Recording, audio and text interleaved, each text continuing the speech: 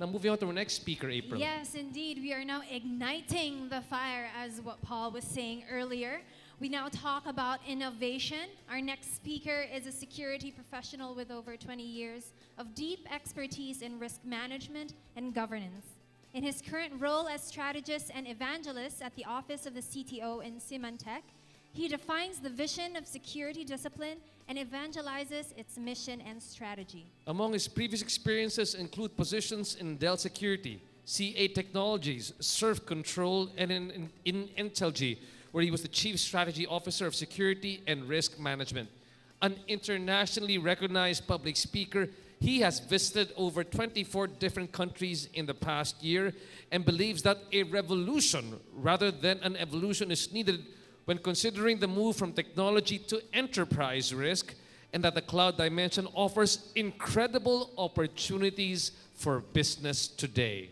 Yes, and as our previous speaker said, the fuel of the 20th century was oil, but now in the 21st century, the fuel is innovation. So to discuss, it's not digital transformation, it's radical innovation. Let us all give a round of applause to the strategist and evangelist of SYMANTEC and IE School of Human Sciences and Technology professor, Mr. RAMSES Gallego. A round of applause, please, Mr. Gallego. Thank you very much. Thank you, sir. Thank you. The world is changing. The world is changing at the speed of light. There are things happening on any industry that fundamentally changes the way we work, the way we live, the way we play, the way we behave. Some people call it the cloud, mobility, huge data, analytics. We should call it business as usual. Business as usual. Because let me tell you something on minute one. This is not just an epoch of changes. It's the change of an epoch, the change of an era, where the shift in perception into not just digital transformation or digital disruption, it's about radical innovation. It's about challenging the status quo. It's about using, yes, machine learning and artificial intelligence and quantum computing. Good morning. My name is RAMSES Gallego, strategist and evangelist at the office of the CTO. I am truly honored of being in Manila for my very first time. I'm a world traveler, so I massively appreciate the invitation. I visited 25 different countries just last year. I am from Barcelona, Spain. And that means 200 days away from home. Beautiful Barcelona. But I feel it like a privilege in the next 29 minutes now to talk about, again, it's not digital transformation, it's radical innovation. Actually, when we were preparing the session, we said, you know what, Ramses, you should tell them about enterprise architecture. No, products and services. No, you could let them know about features and functions or dashboards. No, you could let them know about roles and responsibilities and governance and privacy and assurance. Or you could let them know about KPIs and KGIs, metrics and indicators. Well, you know what, Ramses, you could let them know about privacy and legislation and regulation. You can build a session on wow, stop it. Stop it. Because I honestly think that this conference is about, when I got the invitation, again, guys, thank you very much, that it's about going back to the beginning, going back to the root, going back to chapter 1.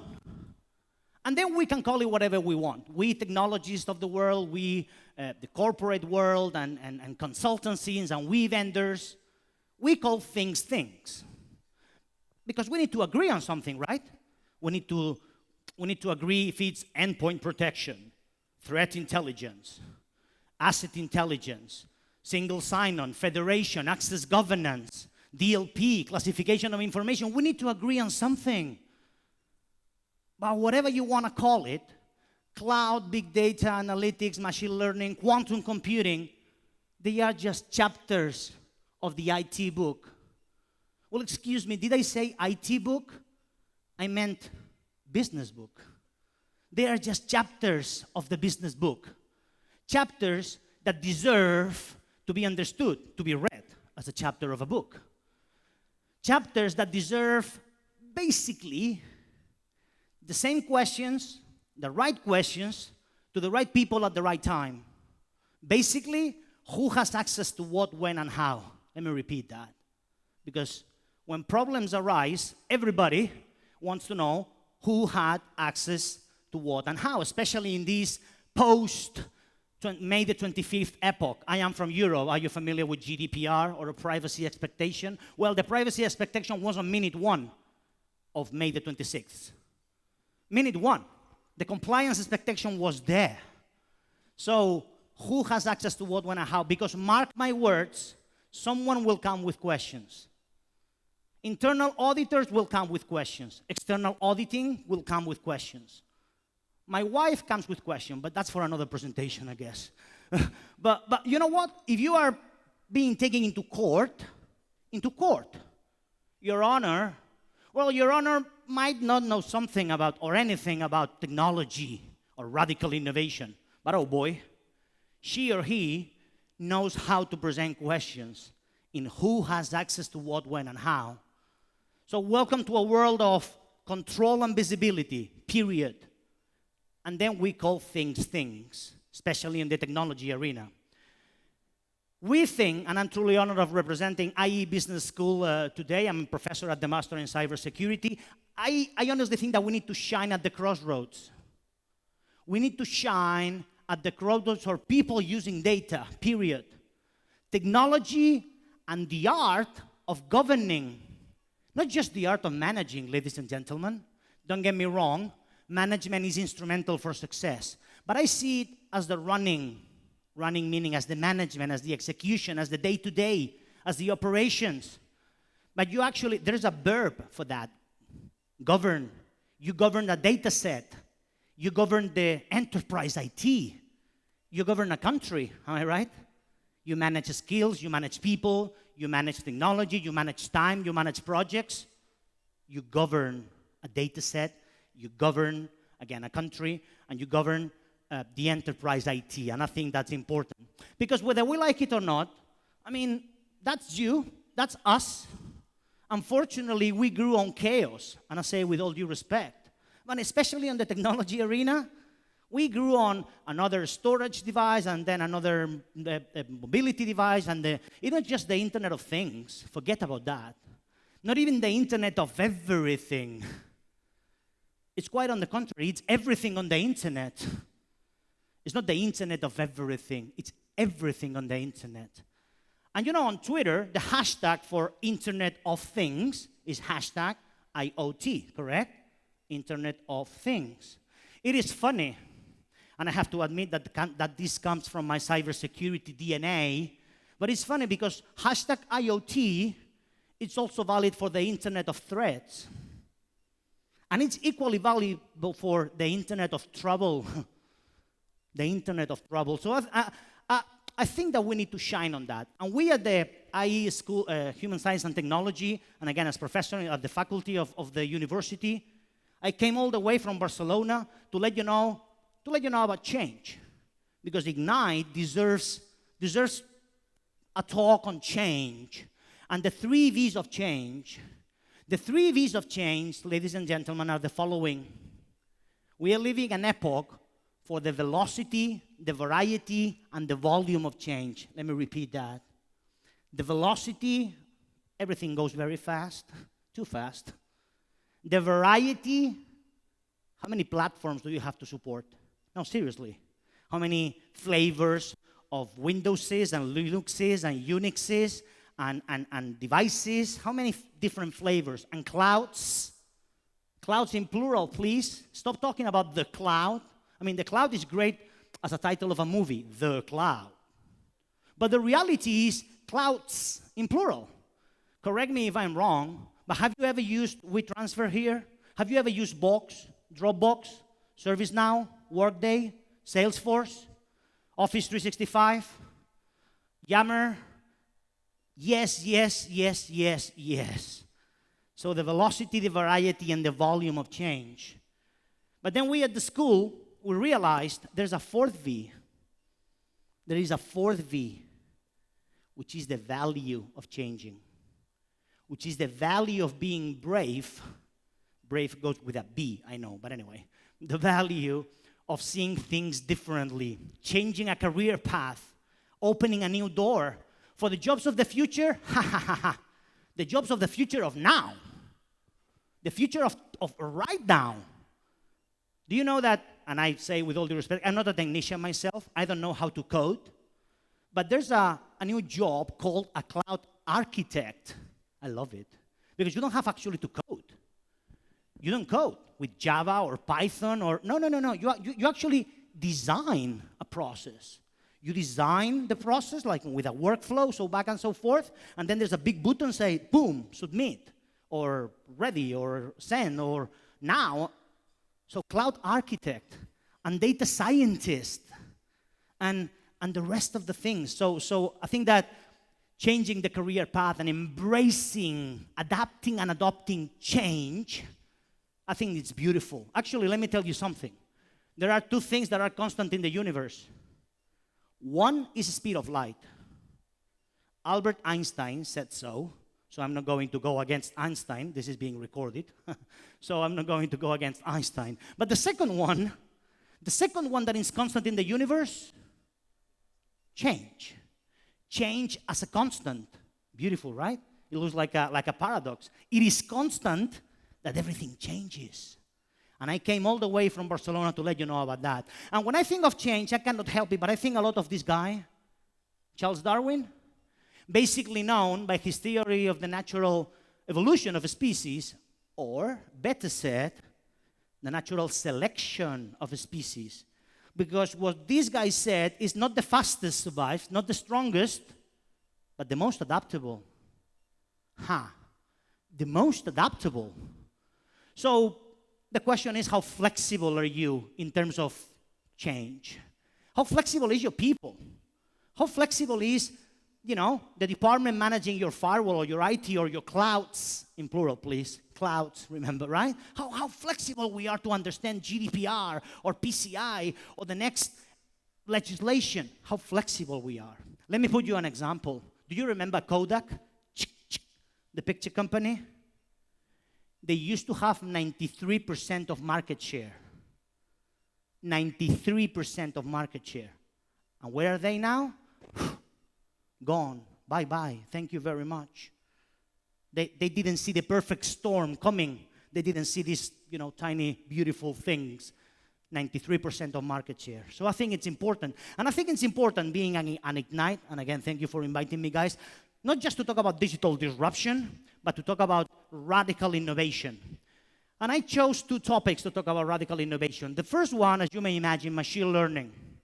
Machine learning, it is not artificial intelligence, or actually, it's a sub-discipline of artificial intelligence. So let's get it right on the first page. So we have artificial intelligence as an umbrella, and one of the 5 dimensions of artificial intelligence, probably the most known, is machine learning, right? So it's important to know that. And when I think of machine learning, and of course, talking about innovation, the heavy use of machine learning, well, let me tell you something. You don't fight machines because you lose, basically. They do things better than us. Not all of them. I'm seeing your faces, right? And no, you know where I'm going. They can deal with trillions of events per day, trillions with a T. I cannot do that. Neither you do. Or a team of people, of humans. You can't. They do. And in many other instances of technology, they are better than us. And I think a lot about geniuses, I think about Isaac Newton, or Mozart, or Beethoven, or Einstein that I just mentioned, or even Steve Jobs.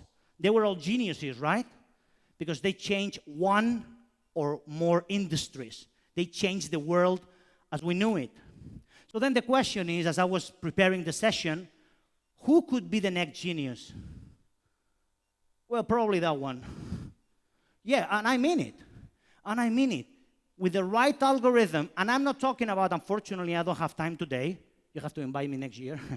No, but I don't have today to go into the ethical things and the ethical use of machine learning, which is a fantastic topic, by the way. But it's interesting how we have been using this as we used machines in the Industrial Revolution, right? Correct me if I'm wrong, but machines were used in order to maximize, to expand, to multiply our capability, our strength, our velocity. Well, it's the same with machine learning, isn't it? It is absolutely the same. They do not rest. The right algorithm doesn't require a higher salary. And again, I'm not opening the door on the ethical changes, but I will be here the whole day, and I would love to talk to you about, because I have a session on the ethical approach on machine learning, right? But in the very same way that happened in the Industrial Revolution to multiply our capabilities, well, machine learning can be used on that perspective. And it can be used on things, and again, my cybersecurity soul goes out, with things like the art of deception. I love it.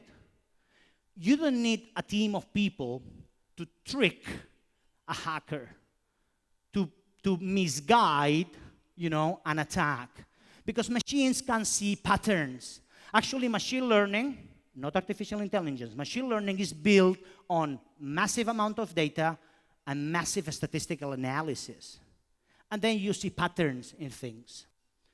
Machine learning, it has 4 flavors. I don't have time to develop that. Supervised and supervised, reinforcement learning, and deep learning.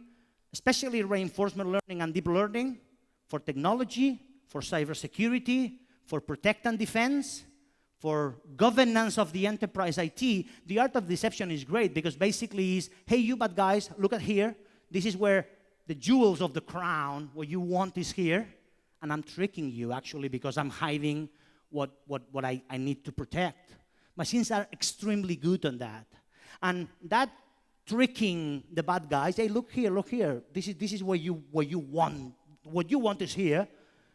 In many occasions during my career, especially in the last years, of course, and the massive use of machine learning, it has won precious time to call the police, to attack back, to defend, to cut the connection.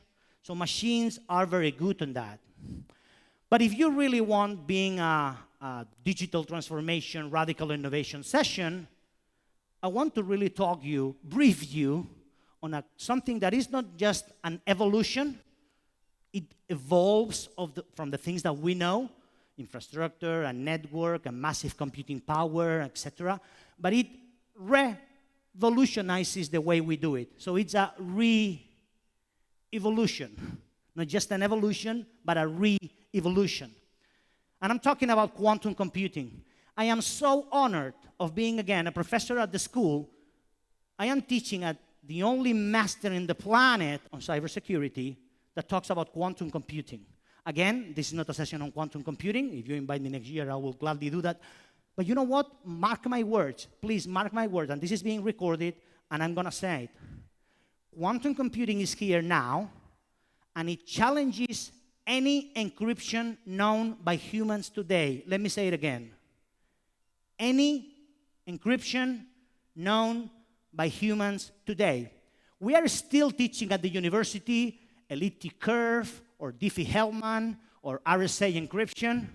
So the things that we are teaching today at the university is being challenged, boom, as of now. So if you want to see a quantum computer, this is not a quantum computer. Actually, this is the 15th fastest computer on the planet. It's in Barcelona, my hometown. The picture is beautiful. It actually sits on a church, on a chapel. So it's being built literally on a chapel. So apart from, if you ever come to Barcelona, apart from going to the stadium and seeing the Gaudí's works, I mean, this is a hell of a landmark of my city. But you know what? It's a classical computer.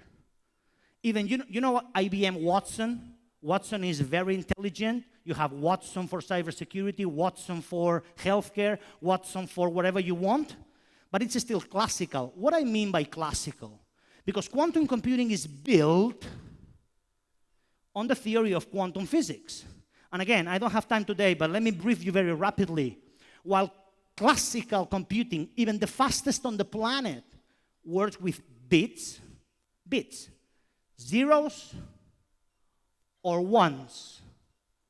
A quantum computer, like Google's D-Wave, they work, built on the theory of quantum physics, with what is known as superposition, with qubits, Q from quantum.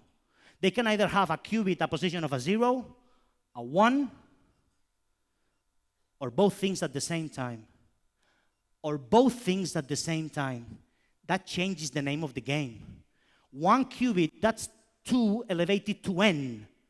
It is not arithmetical, it's geographical exponential. So the supercomputer that you have seen just in the previous slide, the 15th fastest on the planet, it works with 93 terabytes of RAM, 393 terabytes of storage. You can get almost the same today with Google's D-Wave quantum computer because it works with 60 qubits. 60 qubits, 0, 1, or both things at the same time. Actually, the Wired magazine, and this is from 2 years ago, it says that the quantum computing has, and you can read it whatever you want, not arrived, or it has now arrived. 0, 1, or both things at the same time. Again, I don't have time today to develop that, but I think it's a massive, very interesting conversation of the application of quantum computing. It changes the name of the game, right? So, as I'm building my finish, and I want to be absolutely respectful with the agenda, so in the 10 minutes that I have left, what do you think? Do you think they are doing? Are they fighting? Well, they're not. You collaborate with machines. You use heavily machines in order to give you the right information at the right time, real time. That is not the problem, ladies and gentlemen. Actually, we have a project inside the company saying, can we, and let me put the question in the right form. Can we get rid of 90% of the tasks, not the human, of the tasks that a security analyst has to do? 90% of super correlation and seeing patterns and following and guessing. Can we get rid of that 90% of the task and then the 10%? Yes. Then you build the intelligence and you put a human and then you build the consciousness and the right decision. So the answer is yes.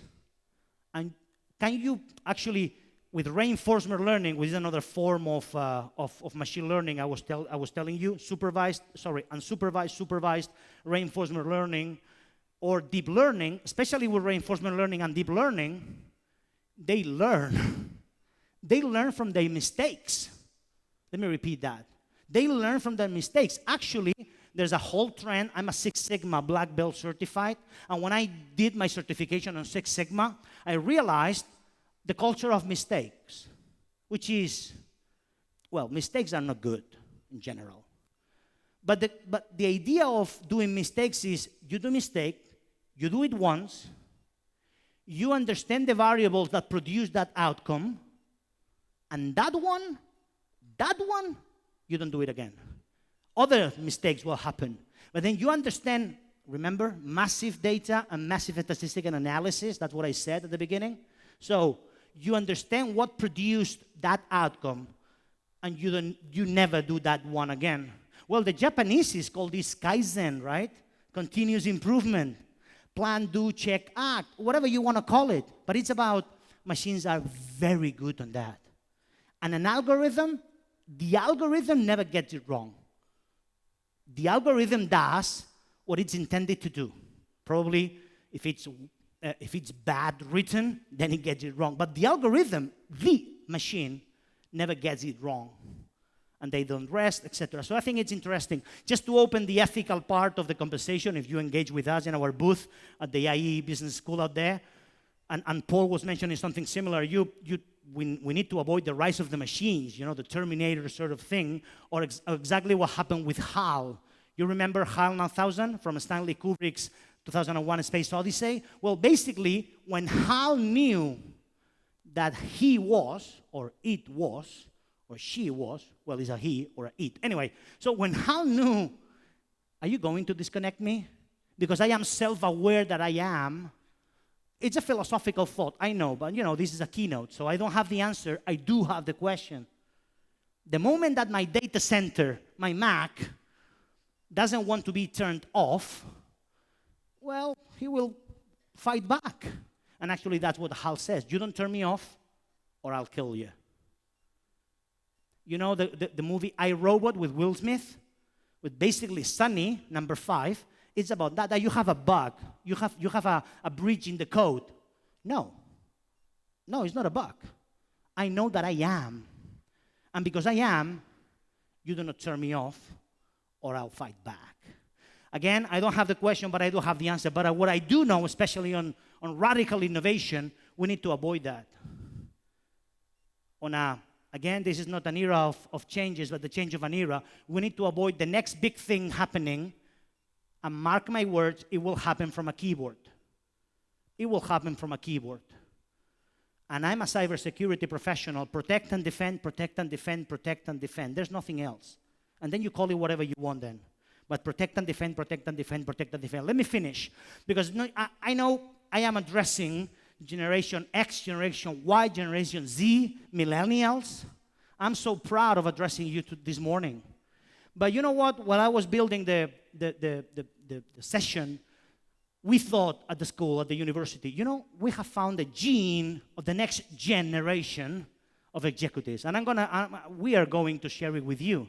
The next gene for the gen, it's you can be even more intelligent with technology. You embrace, you entrepreneurs here, and you the corporate world, engage. Build the bridge, because they will make you even more intelligent, because they are. And they are geniuses. And they can be generous, share information, because the bad guys out there, the bad guys are sharing information.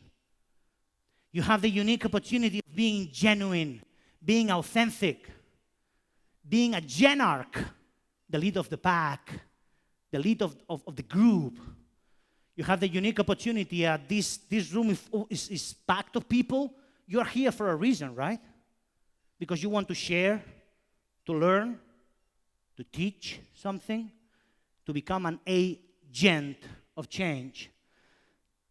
I'm inviting you, we are inviting you to become a legend. Who doesn't want to become a legend? And I mean it. To become a legend, to be remembered.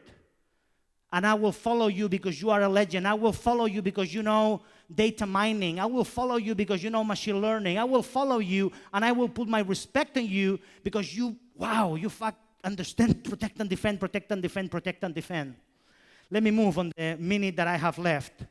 Are you familiar with series, TV series? Yes, Netflix, etc. So in 2015-16, we used to have House of Cards. And then in 2016-17, we had House of Lies, which is consultancy and technology. What's next? House of Hacks.